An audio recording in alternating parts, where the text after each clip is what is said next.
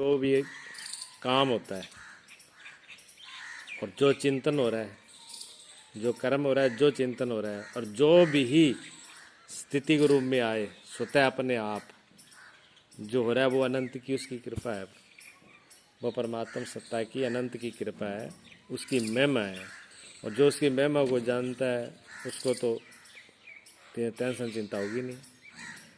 अपने में और अपनी जैसी कोई वस्तु है ही नहीं।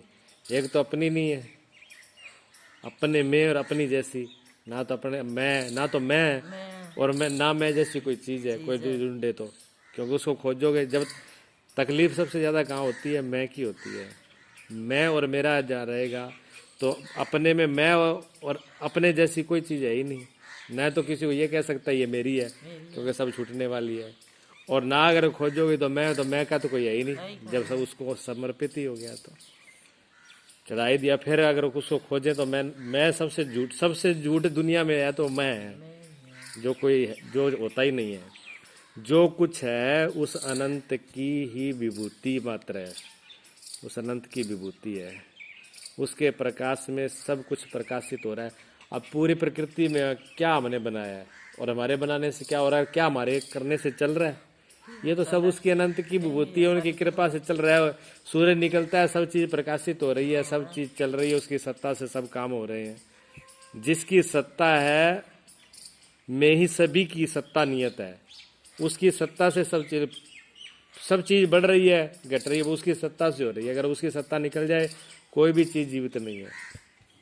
और जो कोई मुर्दा अगर पत्थर भी कहो तो वो भी उसकी सत्ता से है, सब उसकी सत्ता से है।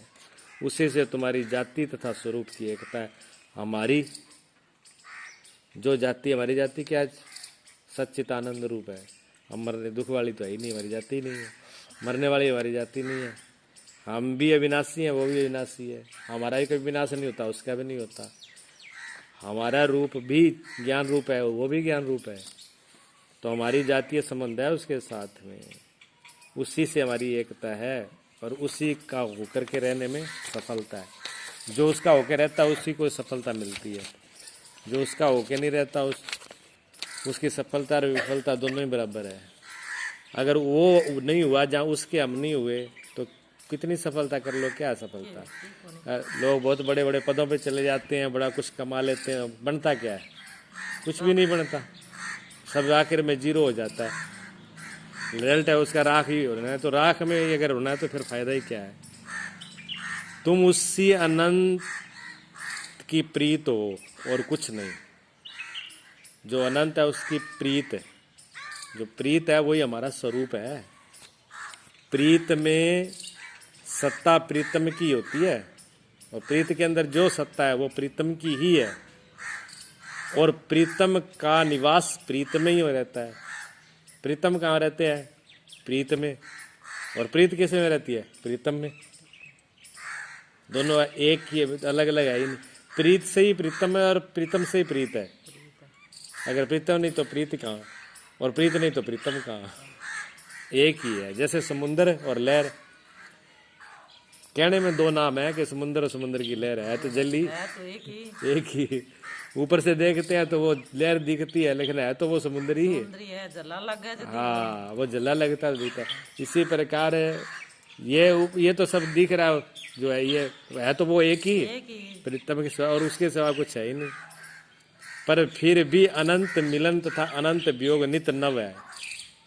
फिर भी क्या होता है, एक होने पर भी अनंत का वियोग अनंत का मिलन है। फिर भी खुद से खुद को मिलता है तो उसमें नव रस पैदा हो रहा है। उसकी लुकन कितनी अनुपम है, वो लुक जाए तो कितना अनुपम अद्भुत, और उसका मिलन में कितना रस है। जब मिलन होता है तो कितना रस होता है, और अलग अलग हो जाते हैं तो उसके अलग होने में भी कितनी अनुपम है। इसे तो प्रीत ही जाने, प्रीत ही जानते हैं इस रस को, और कोई नहीं जान सकता। जिसके अंदर प्रीत आ जाती है वो इनको समझ पाएगा प्रीतम के रस को। दूसरा क्या जाने प्रीतम का रस क्या है। हाँ, सही बात है। उन्हें प्रीत से कितनी प्रीत है, इसे किसी भाषा तथा भाव के द्वारा व्यक्त नहीं किया जा सकता। कोई कितना भी कहे तो भी प्रीत को बता नहीं सकता भी मेरी प्रीत कितनी और कैसी है, पर बिना कहे भी रह नहीं सकता, बिना कहा भी रह नहीं जाता और बता भी पाते नहीं है, शब्दों में आता ही नहीं ना वो। अब भावों को कितना ही वो करे तो भी शब्द में नहीं आता। प्रीत के लिए वह स्वयं प्रेम बन जाते हैं, प्रीत के लिए तो खुद ही वो प्रेम बन जाते हैं, और प्रीतम में उत्पन्न हुए मद और मान को हर लेते हैं। प्रीत में मद और मान दो चीजें उत्पन्न होती हैं, एक मान उत्पन्न होता है, एक मद उत्पन्न होता है। प्रीत में प्रीतम के हो जाने का मद है। प्रीत के अंदर जब हम प्रीतम के हो जाने का, मैं प्रीतम का हो गया, ये भी थोड़ा सा मद है। और उन्हीं को रस देने का मान उदय हो जाता है, मैं उनको रस दे रहा हूँ, तो इसमें मान भी आ जाता है थोड़ा। उसके हरने के लिए प्रीतम वियोग की लीला करते हैं। जब वो वियोग करते हैं, अलग हटते हैं, वह यद्यपि प्रीत में ही छिप जाते हैं, कहीं जाते नहीं, छिपते उसी में ही है, प्रीत के अंदर ही।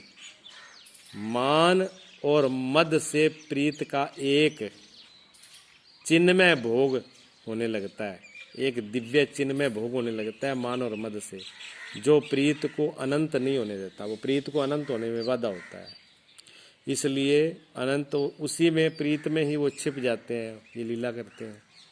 जब ये लीला होती है तो उसके इस मान और मद को भी हर लेते हैं। वो थोड़ा बारीक पर्दा है, वो बारीक पर्दा भी गिर जाता है, बहुत ही सूक्ष्म अहम है, वो भी गल जाता है। मान लो बीच में अगर एक धागे का भी पर्दा हो तो वो भी बीच में अटकता ही है, और वो जितना कम हो उतना ही ज्यादा अटकता है। फिर ये भी मजे की बात है, भी बहुत बड़ा पर्दा हो तो सहन हो जाता है, और जो बिल्कुल बारीक पर्दा हो जाता है, भी दिख भी पूरा रहा है लेकिन फिर भी बीच में अट चला रही है, तो वो तो और भी ज्यादा खटकता है। फिर जैसे शीशा जितना भी साफ हो, जहाँ कपड़ा जितना भी बिल्कुल शुभ्र हो या सफेद हो, उसमें थोड़ा सा दाग भी दिखता रहता है। और कोई हो ही मेला कुचूला तो कोई उसको देखता ही नहीं। हाँ, तो जितना ज्यादा शुभ्र होगा, ऐसे ही जितना बिल्कुल साफ हो जाएगा संबंध, लेकिन बहुत बारीक भी जो अड़चल है वो फिर बहुत बड़ी लगने लगती है, उसको भी प्रीतम सहन नहीं करते, उसको हटा करके अनंत में एक कर देते हैं। प्रीत प्रीतम से तद्रूप होकर प्रेम के लिए नित नव आकुल रहती है। ज्यों ज्यों आकुलता सबल होती है, स्थायी होती जाती है, त्यों त्यों प्रीतम प्रेम के स्वरूप में स्वतः ही प्रकट हो जाते हो। प्रीतम ही प्रेम बन करके, जैसी जैसी आकुलता, बेचैनी, अभिलाषा जैसे जैसे बढ़ेगी, गहरी होगी, वैसे वैसे वो प्रीत के रूप में प्रकट हो जाएंगे, प्रगाढ़ हो जाएंगे।